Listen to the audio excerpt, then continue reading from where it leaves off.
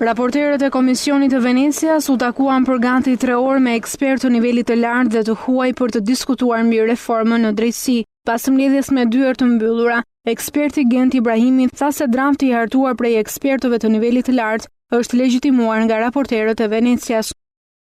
Mund të them me gojën plot që ky draft që ne kemi legjitimohet absolutisht.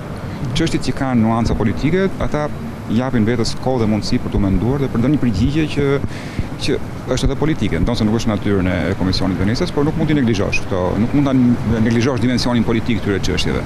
Edhe ata janë hall, siç mund ta imagjinoni, por ne jemi teknik, ne duam përgjigje teknike, ato i morëm. Pas takimit me ekspertët, raporterët e Venecias patën një drek pune me kreun e kuvendit Ilir Meta. Në orën 15 ata u takuan me kreun e Komisionit të Posaçëm për reformën në drejtësi, Fatmir Xhafaj, ndërsa në orën 19 ata do dalin në një konferencë për shtyp për të dhënë konkluzionet e takimeve.